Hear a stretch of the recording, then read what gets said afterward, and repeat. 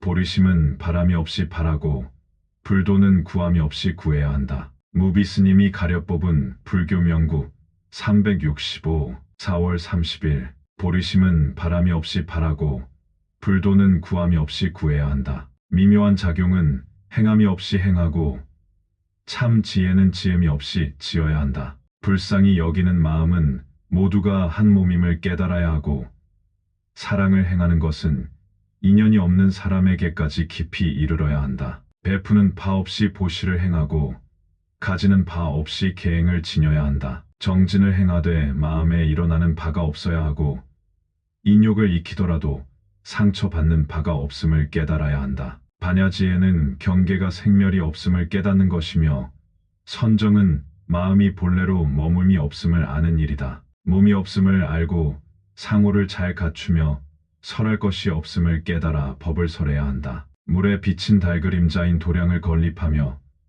곤질이 공한 세계를 장엄하라. 환영인 공양거리를 나열하여 그림자인 열애에게 공양 올리라. 죄의 본성이 공한 것을 참회하고 법신은 항상 머무는데 머물기를 청하라. 철저히 얻을 바 없음에 회양하고 복은 지녀와 같음을 따라 기뻐하라. 비차가 텅 비어 없음을 찬탄하고 주객이 평등함을 발언하라. 그림자처럼 나타난 법회에 예배하고 길을 걷되 바른 허공에 두어라. 향을 사르되 생멸이 없음을 깊이 통달하고 경을 읽되 법의 실상을 깊이 깨달으라. 꽃을 올리는 것은 모든 것에 집착이 없음을 표현하는 것이요 손가락을 퉁기는 것은 번뇌를 제거하는 것을 나타낸다. 메아리와 같은 덕목들을 행하고 허공꽃과 같은 육도만행을 닦는다. 인연으로 생멸하는 성품의 바다에 깊이 들어가서 환상과 같은 법의 문에서 항상 논인다. 본래로 물들 것이 없는 번뇌 끊기를 맹세하고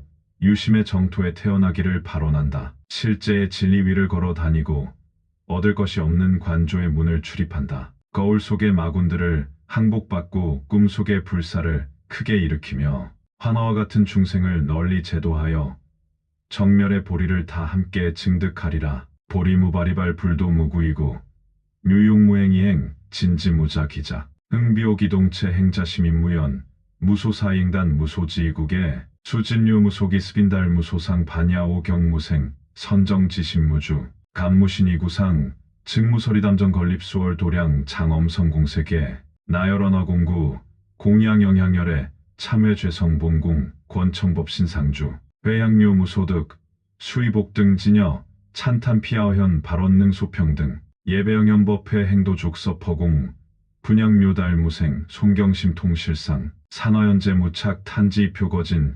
시의곡향도문 수습공화만행 심의면생성애 상유여한법문 서단무염진로 원생유심정토 이천실제리지 출입무득관문 강복경상마군 대장몽중불사 광도여화암식 동증정멸보리 출처 만선동귀집 영명연수. 이 글은 영명연수의 만선동귀집이라는 책의 마지막 부분에 전 6권의 결론으로 정리한 내용이다. 필자는 이 글을 만선동귀 중도송이라고 이름지었다. 만 가지 선행이 모두 중도로 돌아간다는 뜻이다. 연수선사는 904년 여항에서 태어났으며 일찍이 불법의 뜻을 두어 오신채를 먹지 않았다. 20세부터는 하루 한 끼를 먹으며 묘법연화경을 읽었다. 28세 때 화정진장이라는 관리에 등용되었으나 백성들에게 거둔 세금을 모두 방생에 사용해서 체포되었다. 문모광은 그 뜻을 알고 출가를 허락하였다. 31세에 취영 문화에 출가하여 수행을 시작한 뒤 천태 덕소의 제자가 되어 법안종의 법을 이었다. 절과 연불, 독경 등등 매일 108종의 불사를 지었다고 전하며 아미타불 후신이라고 칭송을 받았으며 연불종의 계조가 되었다. 천태산에 들어가 1만여 명에게 계제를 주었으며 975년 나이 72세, 법납 42세로 입적, 지각선사라는 시호가 내려졌다. 저서로는 종경록 100권과 만선동귀집 6권, 정토에 관계된 것으로 유심송실로 안양부, 정예상자가 경문 등이 있다. 이 개송은 불자들의 신행생활이 모두 바른 자세, 바른 정신에 입각해서 행해져야 한다는 취지를 가지고 있다. 그것은 다름이 아니라 곧 중도의 원칙이다. 중도에 입각해서 신행할 때 그 모든 일상의 불사가 바른 행위가 된다는 것이다. 예컨대 발심하되 마음에 조금이라도 낸다는 흔적이 있으면 그것은 온전한 발심이 아니다. 자비를 베풀되 나와 한 몸이라는 자세로 인연 없는 중생에게까지 동체 대비를 실천할 수 있어야 한다.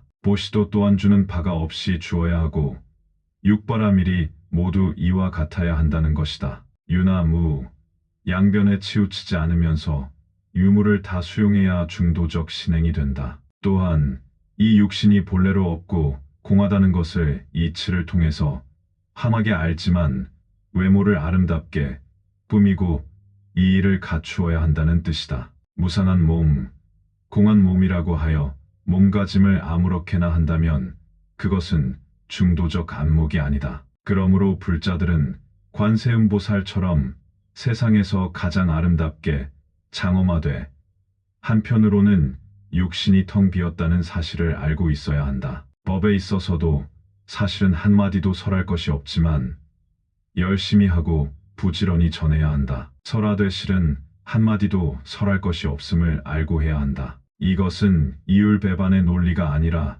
중도 이론이다. 사찰이나 도량도 수월 도량이다. 물에 비친 달그림자와 같은 텅 비어 공공한 도량, 공한 사찰이다. 그러한 사실을 철두철미하게 알면서 부단히 절을 짓고 도량을 많이 건립한다는 뜻이다. 이와 같이 불교인들의 사소한 일상생활에서도 적용되어야 살아있는 중도 이론이 된다. 경전과 어록의 말씀들만 중도로 해석한다면 그것은 이완성 중도가 된다. 이 세상은 근본이 공이다. 텅 비어 없다. 그러나 아름답게 꾸미고 열심히 장엄하여야 한다. 부처님께 올리는 공양구 또한 그림자요, 메아리다. 그러나 정성을 다하여 공양해야 한다. 그러면서 그것이 모두 그림자인 줄 반드시 알아야 한다. 공양을 받는 열애도 역시 그림자요, 메아리다. 그런 열애에게 환화환화인 공양거리를 올리는 바 없이 올리는 것이다. 죄의 성품이 본래로 공하여 텅 비어 없지만 그 없음을 알고 참회한다. 부처님의 법신은 영원히 머무는 사실을 알면서 다시 또 이 땅에 항상 머무시기를 권청하는 것이다. 세속적인 논리로서는 합당하지 않은 이러한 이치가 불교다. 세속의 논리, 법칙과 같을 필요가 없다. 불교는 불교만의 독특한 논리가 있다. 메아리와 같은 육바라밀을 베풀고 닦으며 허공꽃과 같은 만 가지 행과 만 가지 덕을 닦고 일으킨다. 본래 물들지 않은 번뇌를 맹세코 끊으며 내 마음의 정토에 태어나기를 서원한다. 거울 속에 있는 그림자 마구는 실제하는 것이 아니기에 항복받을 까닭이 없지만 그것 역시 항복을 받아야 한다. 꿈속의 불사지만 크게 지어야 한다. 불사도 꿈이요, 불사를 짓는 이도 꿈이다. 그렇기에 더욱 크게 불사를 짓는다. 그래서 실제하지 않은 환화인 중생들을 또한 제도하고 정멸하여 깨달음이라고 할 것도 아닌 그 깨달음의 경지를 함께 증득한다. 이것이 불교적 삶이며 중도적 삶이다. 가장 이상적인 삶이며 가장 멋있는 삶이다. 성불하세요.